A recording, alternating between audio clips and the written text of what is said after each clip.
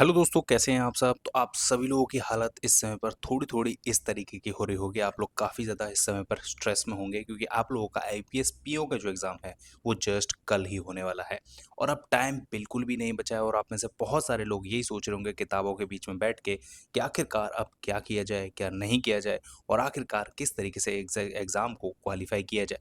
तो मैं आप लोगों को कुछ चीज़ें बताने वाला हूँ जो आप लोगों को करनी है और कुछ चीज़ें बताने वाला हूँ जो आप लोगों को नहीं करनी है।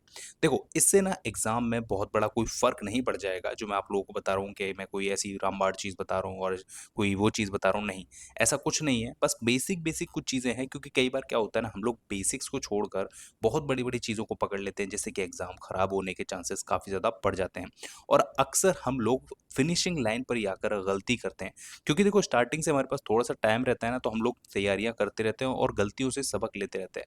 लेकिन अगर अंत समय पर हम लोग कुछ गलतियाँ कर देंगे तो उनसे सबक लेने के लिए हमारे पास अब टाइम बिल्कुल भी मौजूद नहीं है।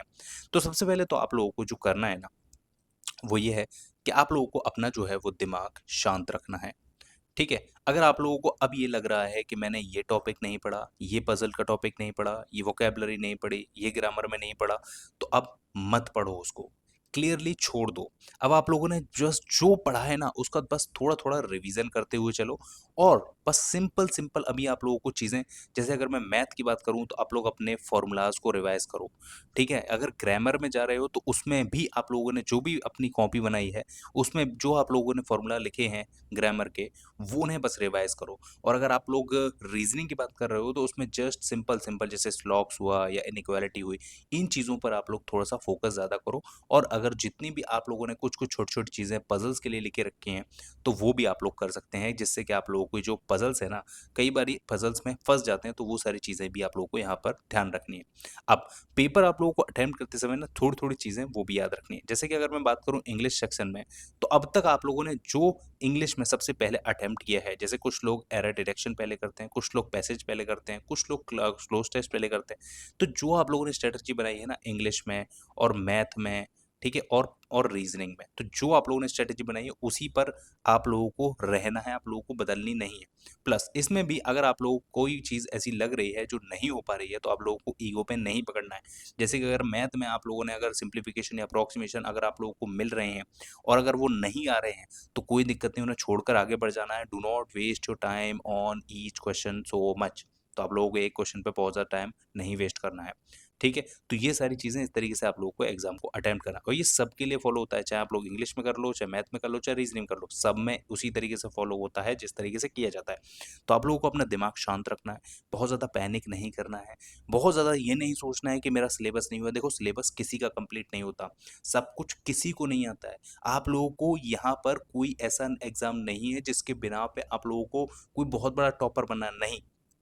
आप लोग कट ऑफ से चाहे 0.5 से पास हो, चाहे 5.5 से पास हो, चाहे 20.5 से पास हो, पास पास होगा, आप भी मेंस देंगे और जो 20 नंबर से पास हुआ है वो भी मेंस देगा। तो आप लोगों को कट ऑफ पार करके बारे में सोचना है, इंग्लिश में भी, मैथ में भी और रीजनिंग में भी। यहाँ पर सेक्शनल कट ऑफ भी होगी। इस बार मैथ में थोड़ा सा ड्रामा और है, इसलिए मैथ को थोड़ा और संभाल के चलना है, क्योंकि यहाँ पर हर क्वेश्चन के सिर्फ 0.8 मार्क्स हैं और यहाँ पर 1.2 मार्क्स हैं। इसके तो 1 मार्क्स हैं ही हैं ईच। तो ये ड्रामा और है मैथ्स में, तो इसलिए मैथ में आप लोगों को गलती ना हो इस चीज़ की बहुत ज़्यादा सावधानी ज़रूर रखिएगा।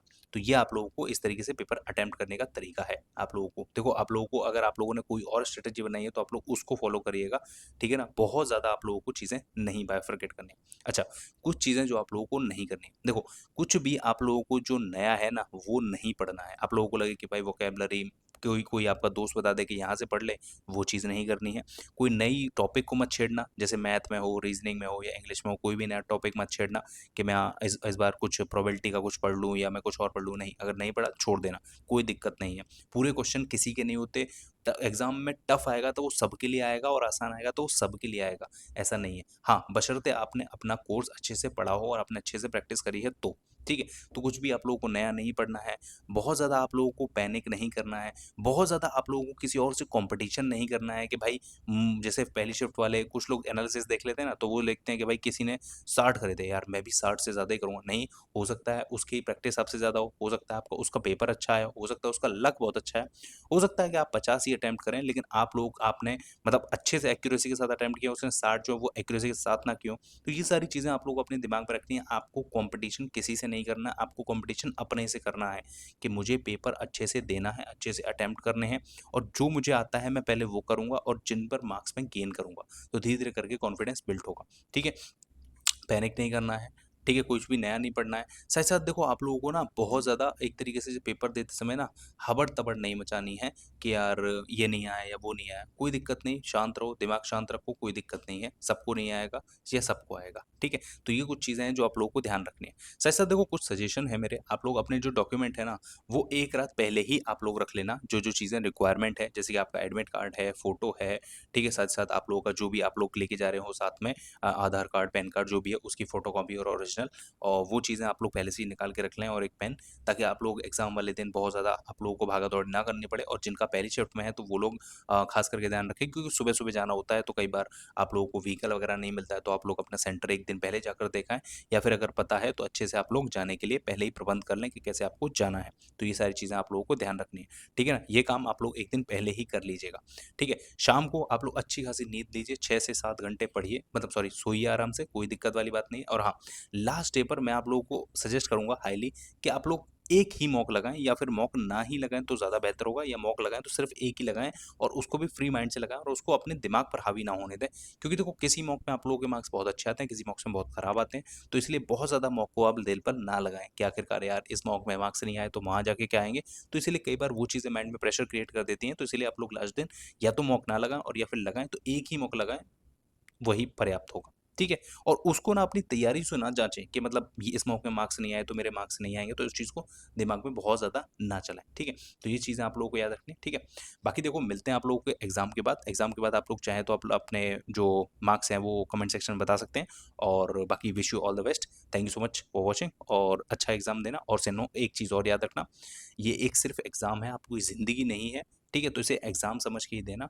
इसके बाद भी आप लोगों के पास कई सारे मौके हैं और ज़िंदगी में करने के लिए इसके अलावा भी बहुत सारी चीज़ें हैं, ठीक है? अगर आप लोग बैंकर ही बनना चाहते हैं तो देखो इसके बाद आप लोगों के पास आईपीएस का क्लर्क भी है, ठीक है? आरआरबी का आप लोगों के पास पीओ भी है, आरआरबी का आप लोगों के पास क्लर्क भी है, एसबीआई का आप लोगों के पास क्लर्क भी है, एनआईएसीएलओ एओ का ये भी एग्ज़ाम है, एलआईसी डबल एओ का भी एग्ज़ाम है।